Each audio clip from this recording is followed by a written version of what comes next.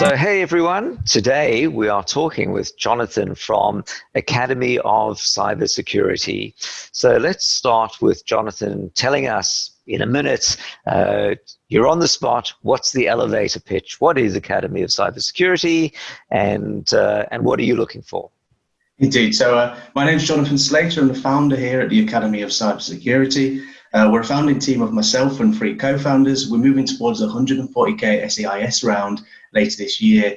I suppose the problem we're trying to solve, not everybody has the opportunity to go to university. Your background in life affects the opportunities you have.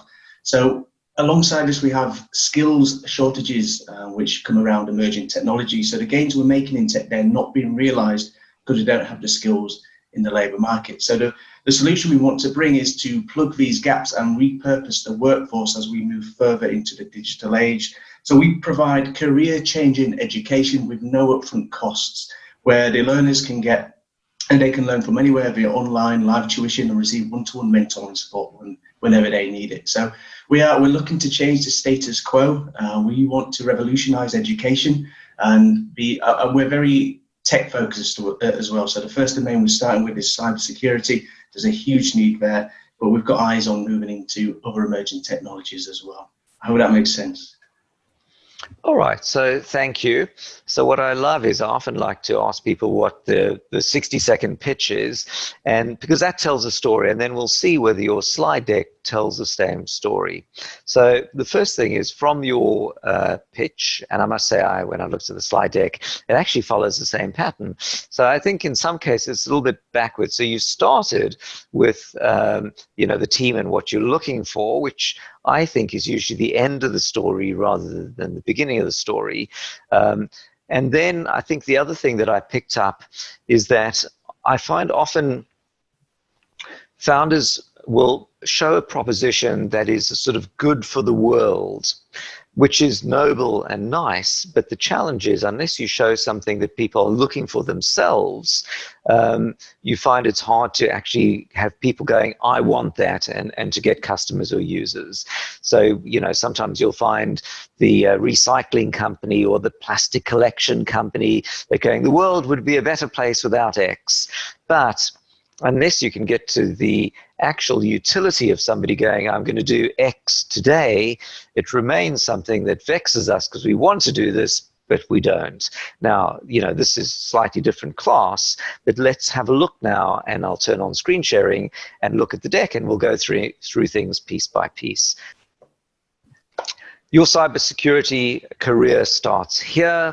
So I think my take, so whenever I look at a deck, and I assume investors and others do that as well, every word you see, you're going to attach a meaning to, probably more than the author intended.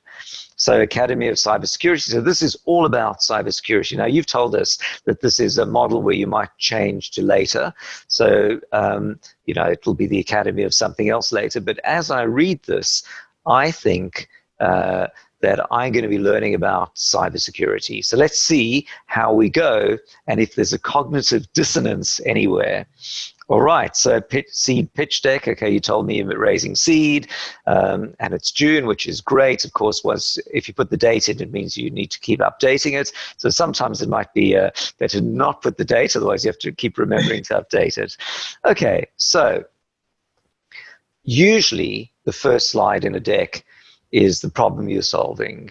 You've jumped into almost the end of the story, which is, quite nice. You're telling me to set my expectations. You're looking for 140K SEIS. You've told me your founding team. So you've told me immediately you're not a team of 50. This is where you're at. You've set my expectation.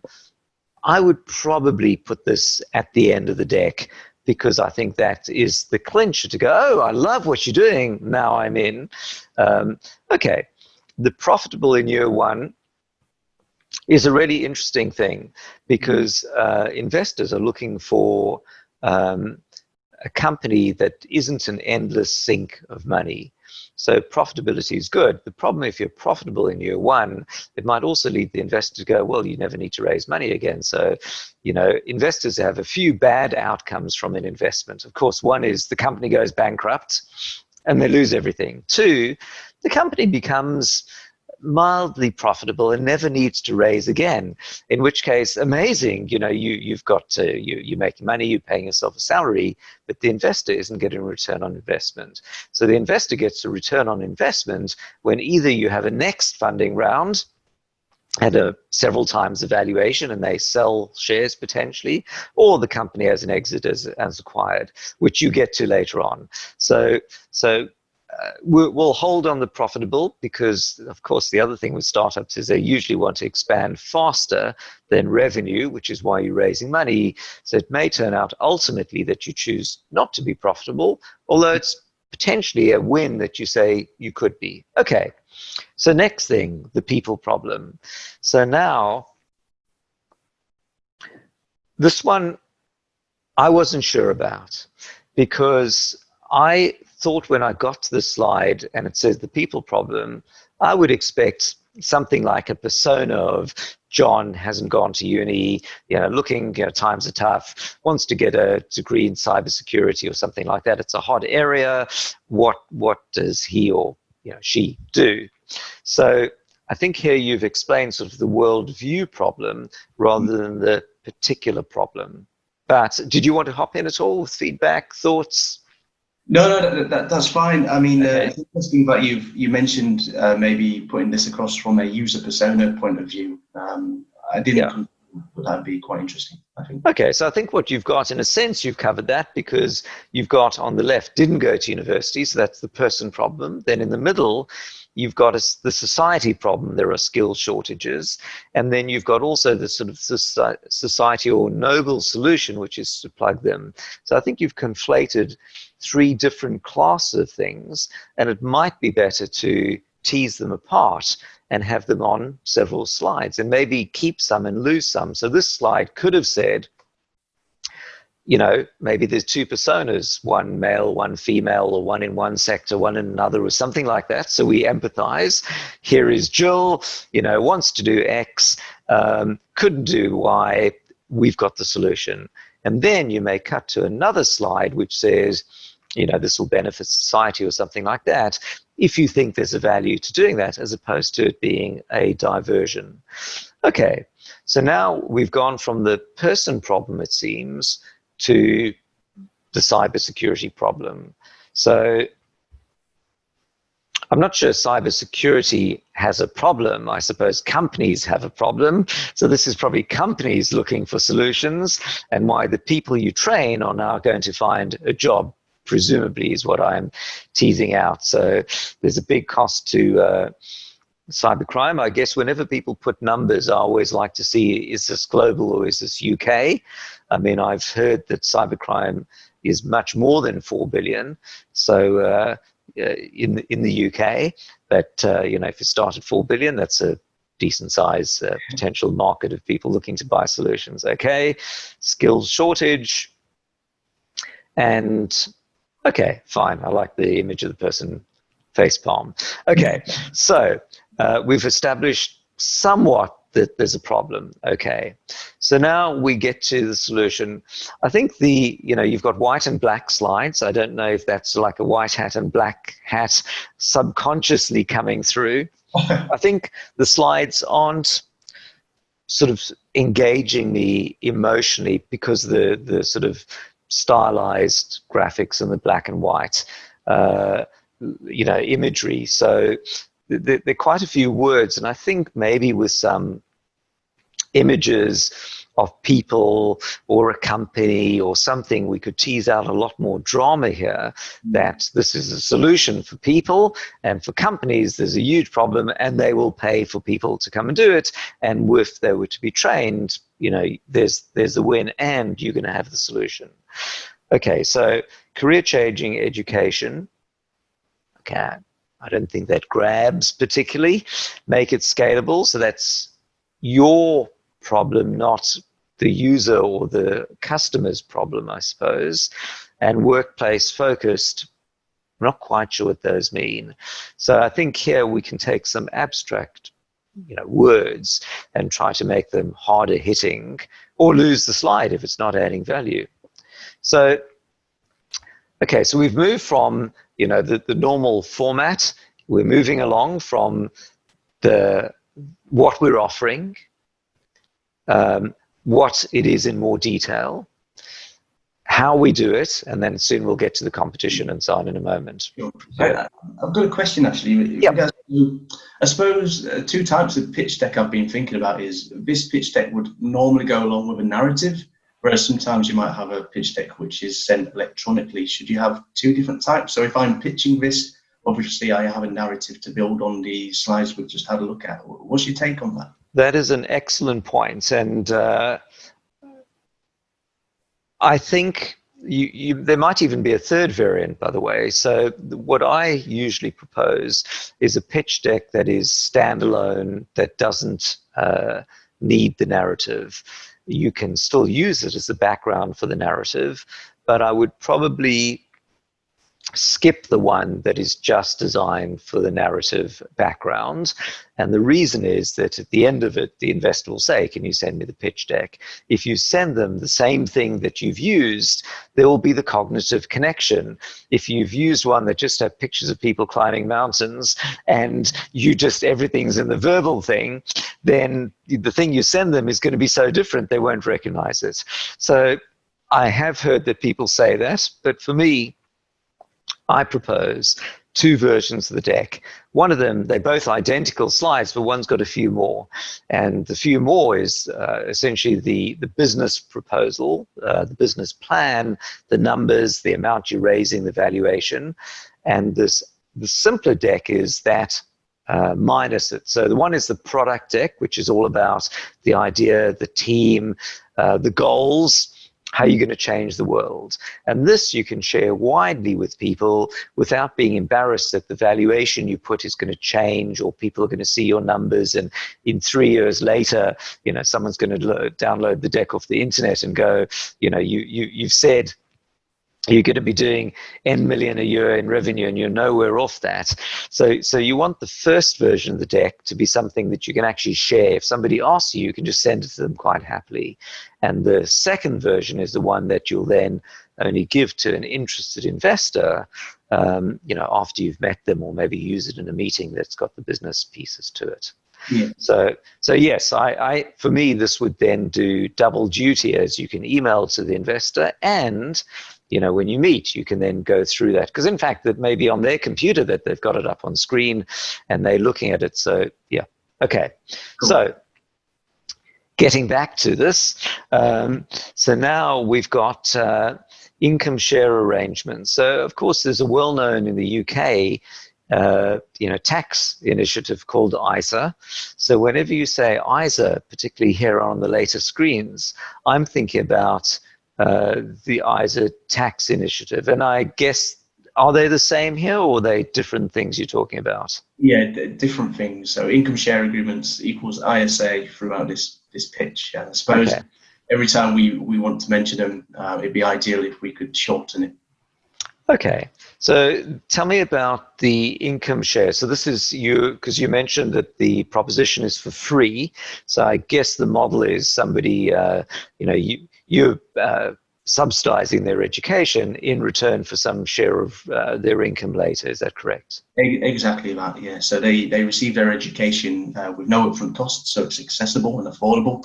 And then what we do, we take a percentage of their future income for a set period of time. So they repay their tuition in that way. So it's quite popular in the USA, but not so in the UK. All right. So,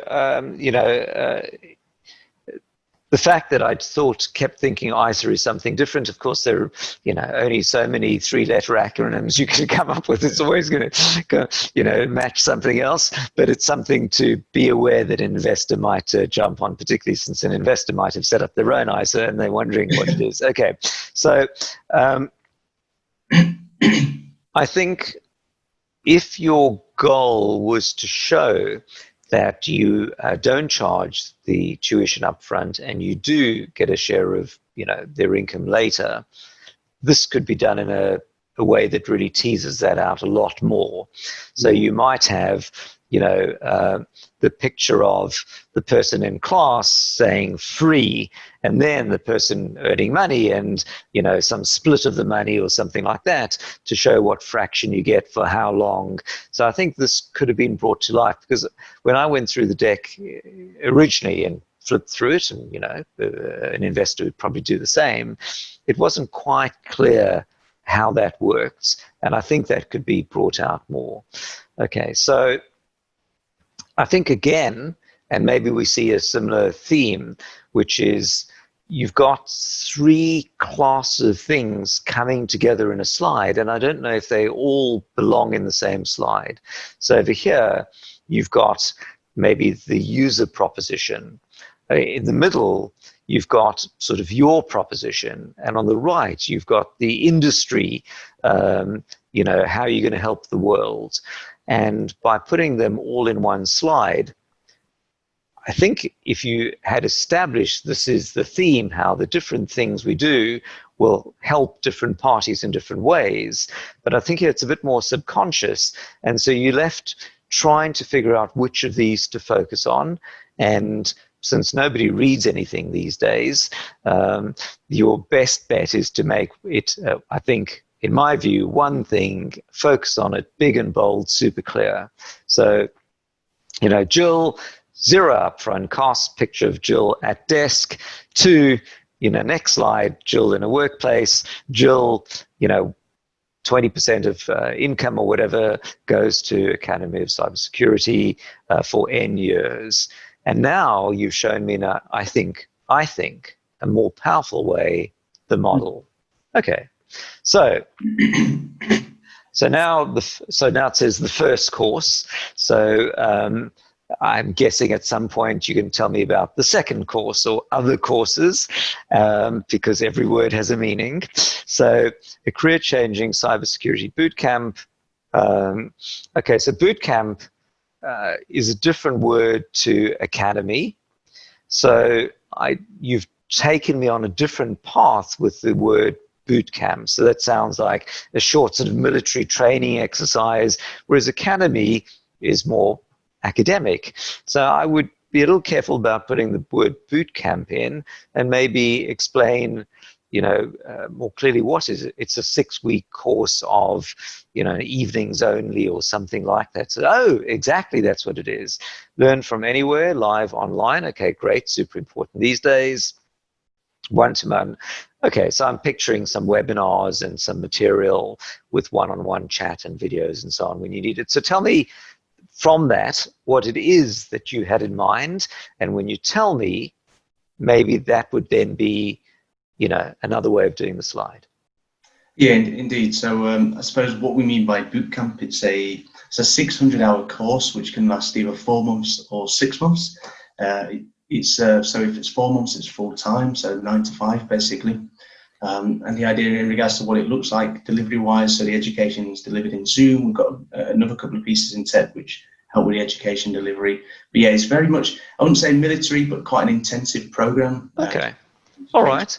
So 4 months full time is pretty serious. So it's not I'm doing this on weekends for a couple of hours and then I'm a cybersecurity expert. Okay, so I think, by the way, showing that, and by the way, here it is on the very next slide.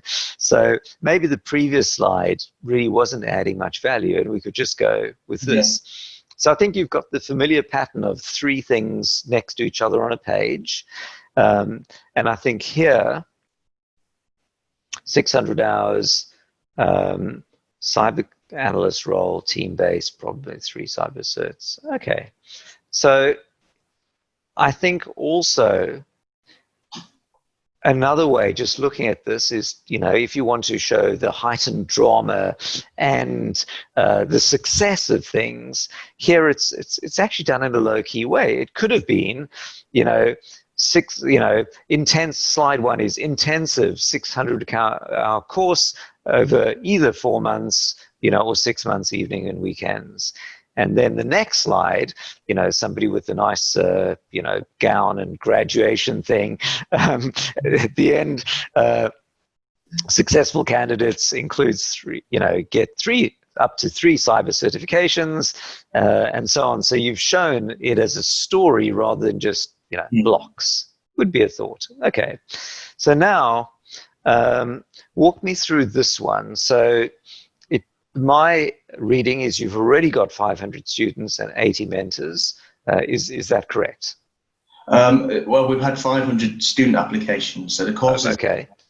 But we've got demonstrated traction in regards to people who want this or want to enroll on this course. Okay, so that's awesome. By the way, 500 applications. I think when does the course start? Good question. Ideally, we're running a pilot cohort from September through to February. Okay, so I then might suggest changing the slide to say pilot cohort starts whenever. We'll have up, for 50 people or something like that, and then amazing 500 plus applications, 80 plus mentors.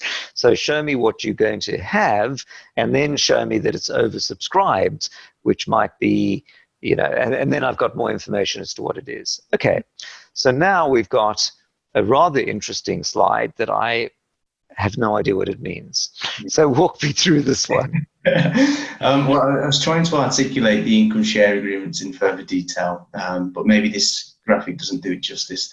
The idea was to talk through this where the learner gets the funding of their qualification or the course for free, and in exchange they'll see an uplift in their income. Once they've got this qualification, then we take a percentage of their future income. So it's trying to visualize the idea of income share agreement. Okay, all right. So I think you're showing me two things here. One of them was the obvious question I've been wondering, which is how much do you take of the income and for how long?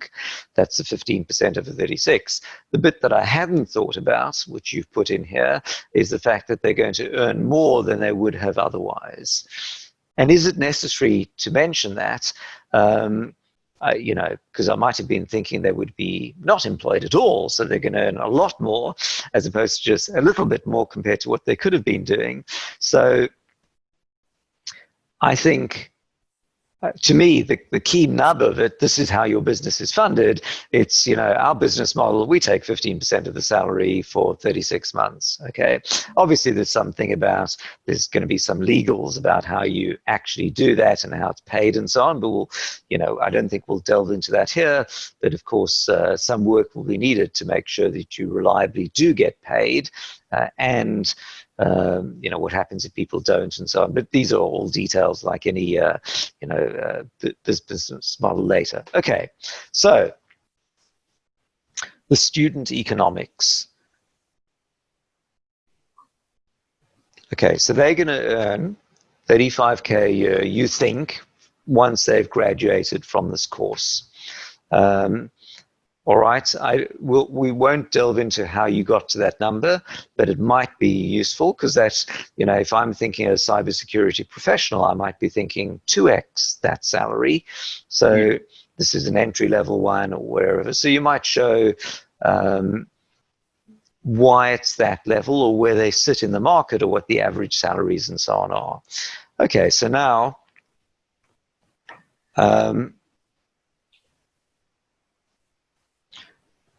okay, so I think you've got the familiar 3 things per page, but I think here they're confusing because the one on the left is per year, the one in the middle is over 3 years.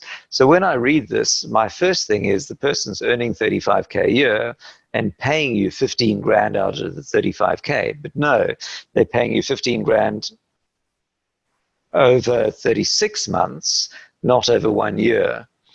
So I would keep an apple for apple here to show that they're actually only paying you 5 grand a year, which makes it look quite reasonable as opposed to 15. Okay, so now we've got £27,000, 2 times cap. Okay. Okay, so I think the question then is, does that deserve a third bubble, or is that a sort of nuance on, it's a feature, they'll never pay more. So anyway, I think over here you've got the gist of which is apples versus apples. Okay, cool.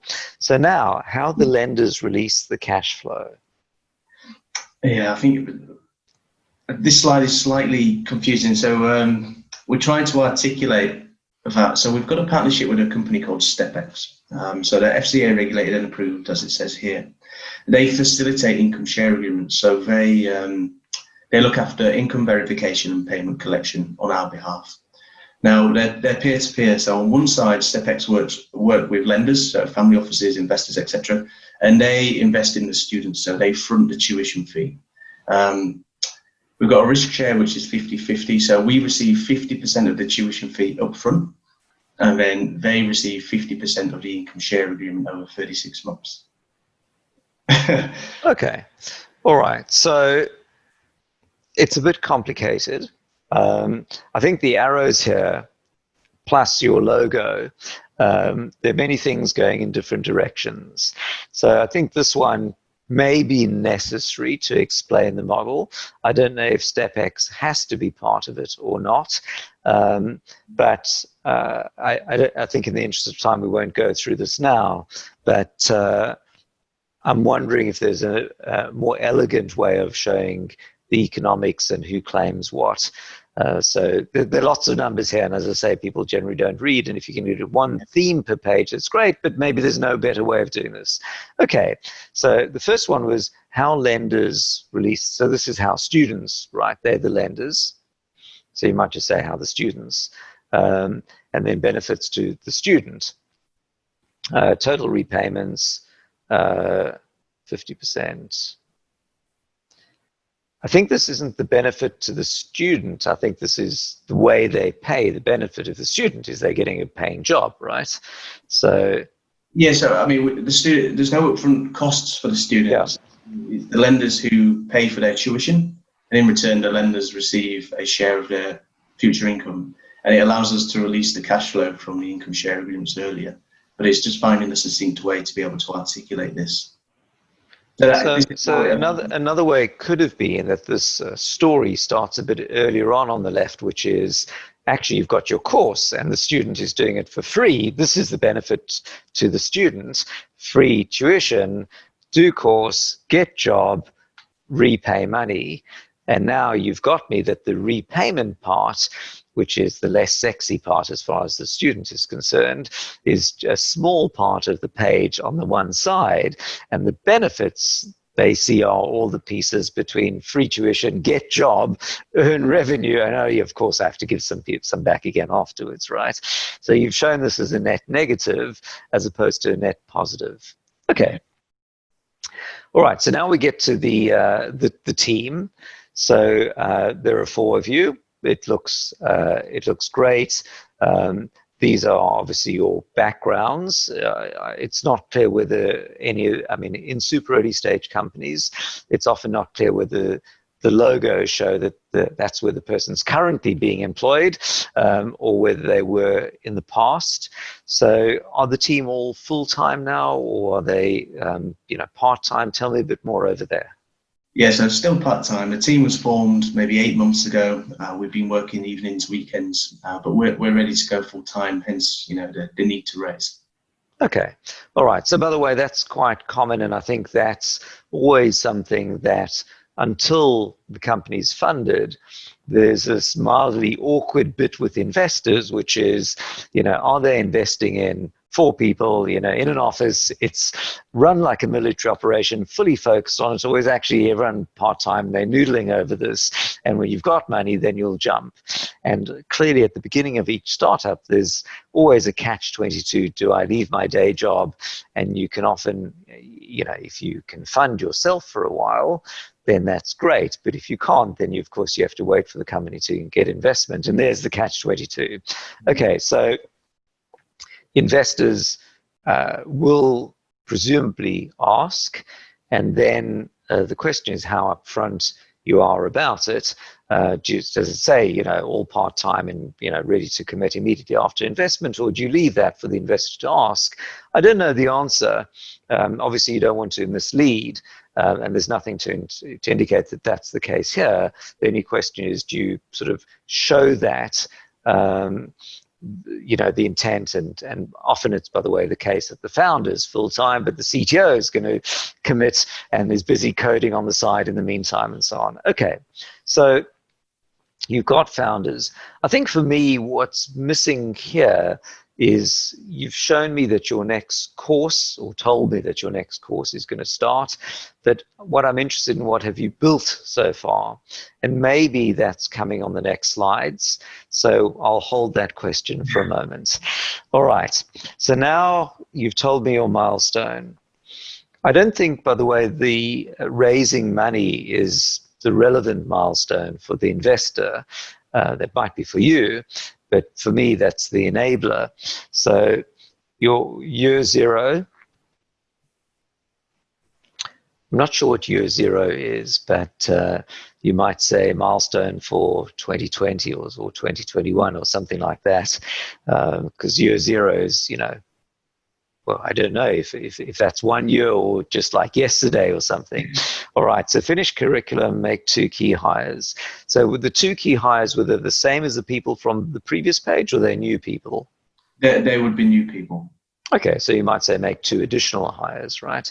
Or you might say who they are, I mean, as in, Java developer and Angular developer or marketing person or something like that.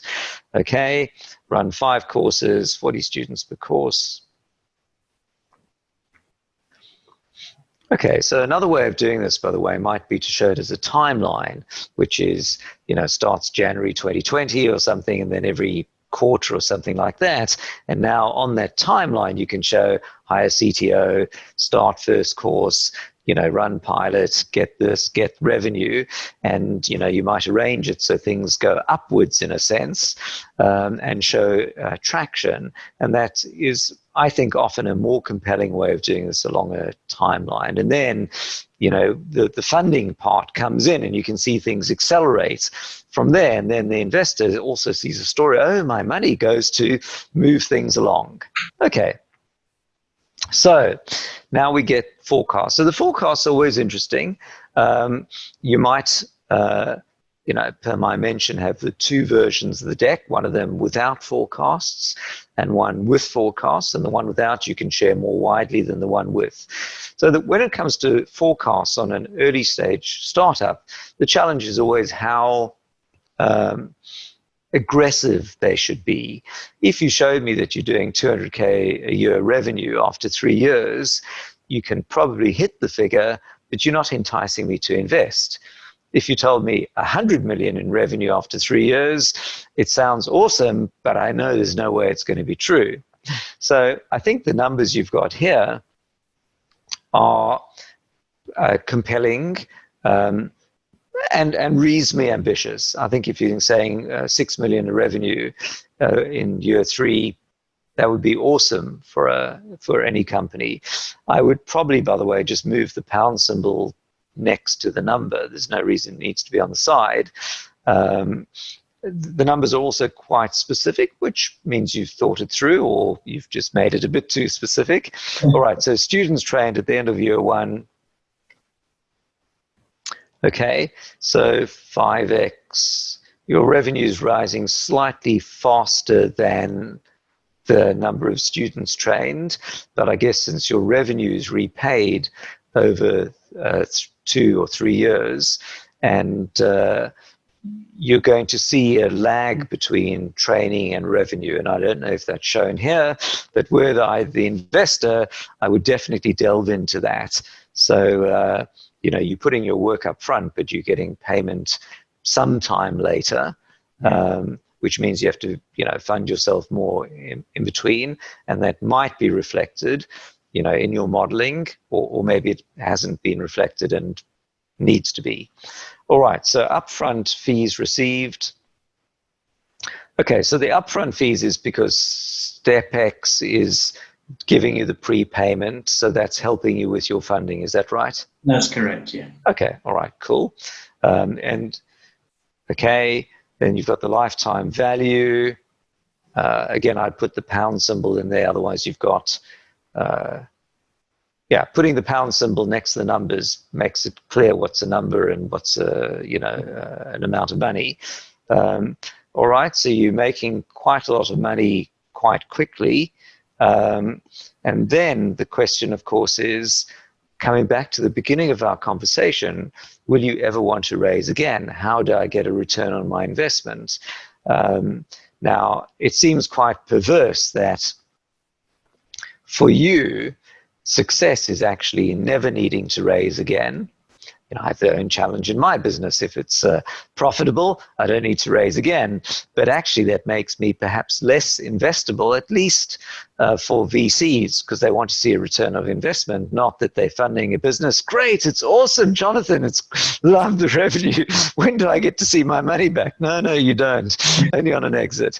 Okay, so you might, if you're truly making this amount of revenue, then I would expect that you now are scaling massively to offer other academies or do it in other countries, which almost certainly you're going to show me on the next page.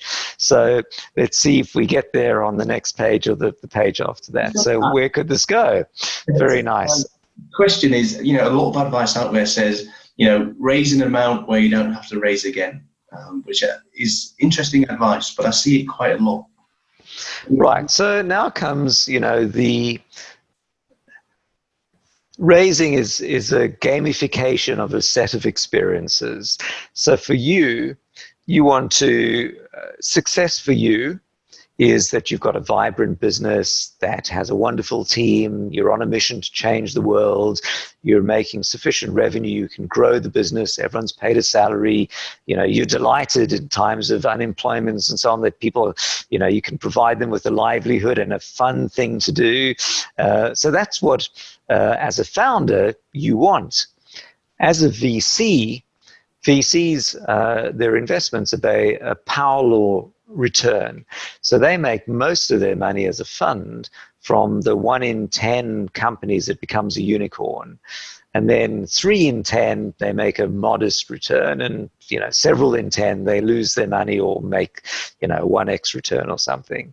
So oddly, for an investor, they want some percent of their companies to become unicorns, and they know the rest will go nowhere. But that's the opposite of what you want. If you were to tell your partner, honey, there's a 1% chance we'll become a unicorn and a 99% chance we'll go bust, what do you reckon? She's going to go, dude, get a day job. Whereas if you go, listen, there's a 50% chance this becomes, a modest success, and I can exit the business and sell for a few £1 million.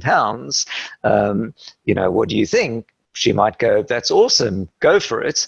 We'll skip some holidays for a couple of years while, we reduce our costs. We know you're not going to pay yourself much as the founder initially, but, it's fun. You change the world and maybe there's a nice payoff.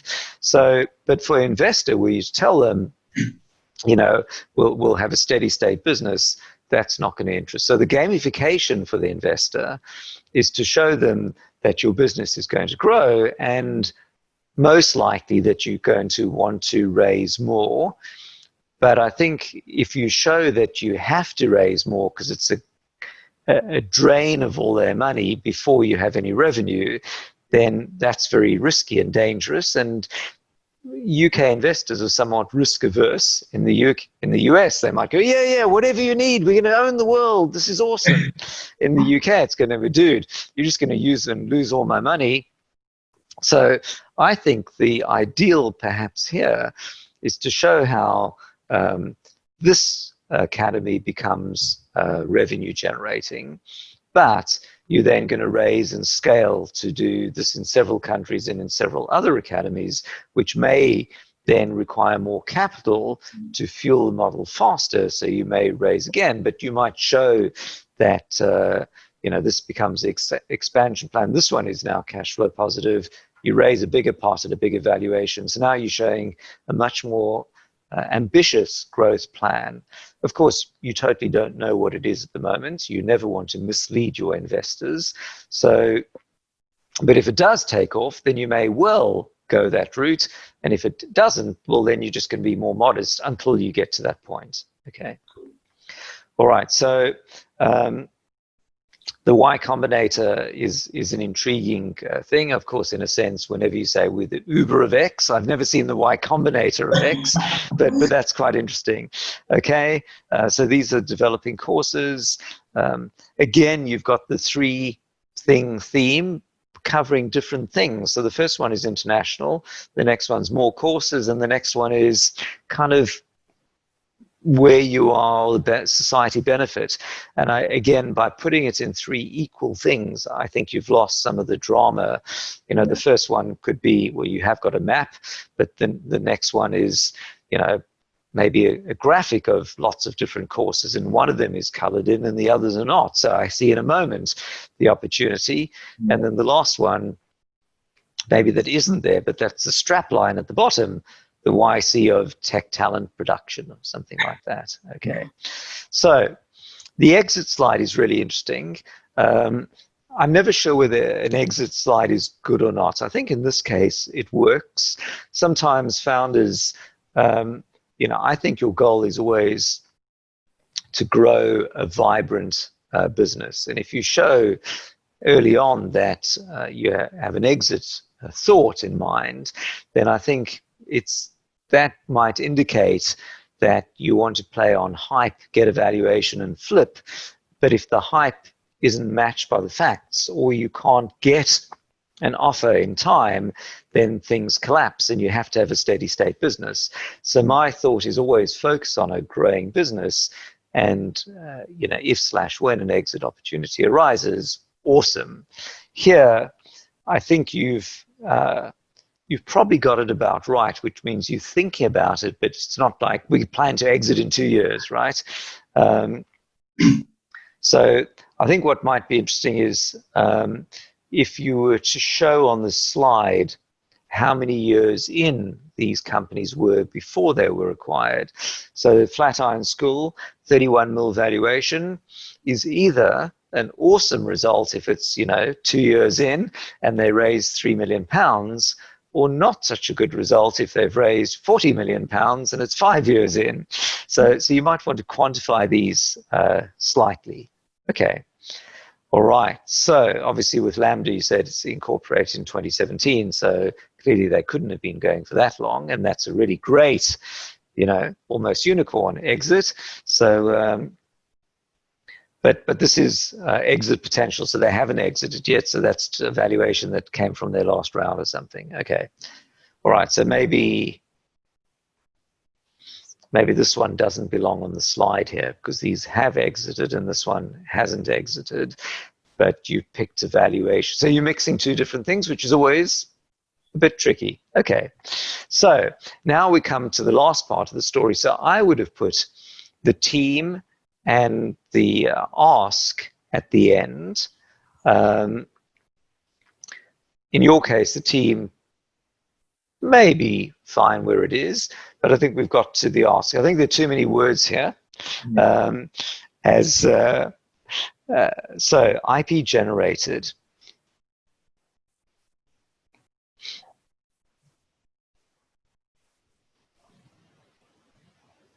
Okay, so you're mixing two things here. One of them is the value that my money brings, which is the IP generated, and then what it's being spent on, and maybe also what it's buying. So there's kind of three separate things being conflated in quite a few words.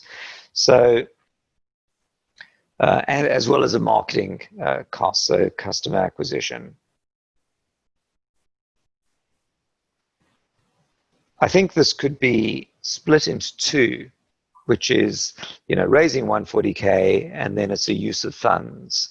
And the use of funds I've seen elegantly done as a sort of a bar, and, you know, 50% is tech acquisition or something like that, 30% is marketing, 20% or whatever is overheads.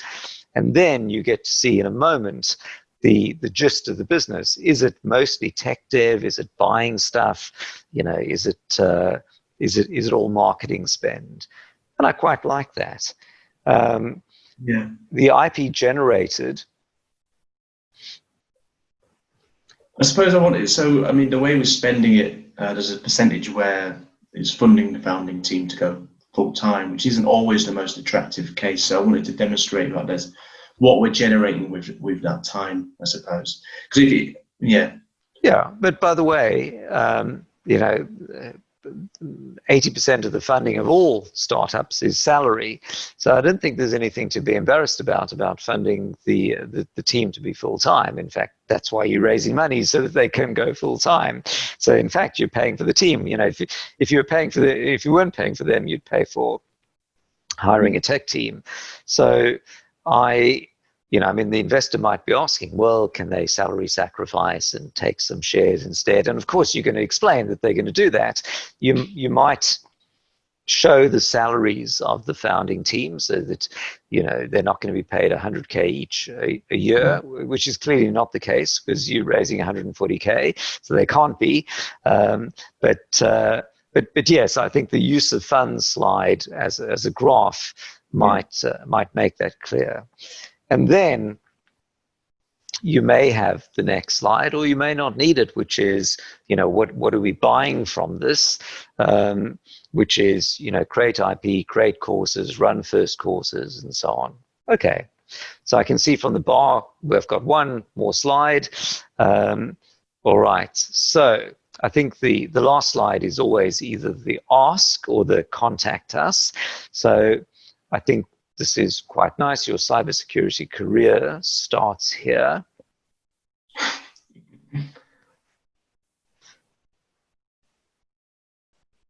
It says careers instead of career, maybe. But so the question is, could you put this in a more action-oriented for an individual? So maybe, you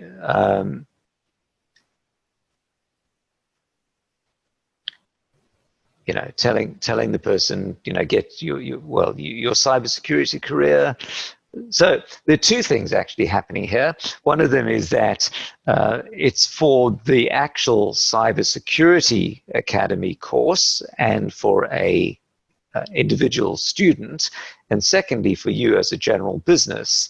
And now which of these, you know, because you've kind of raised on this is the first of many, but now you're taking me to a strap line that is going to either tell me that it's that, or it's going back to the beginning one. Interesting. I don't know the answer. I'm going to switch off screen sharing. Yeah.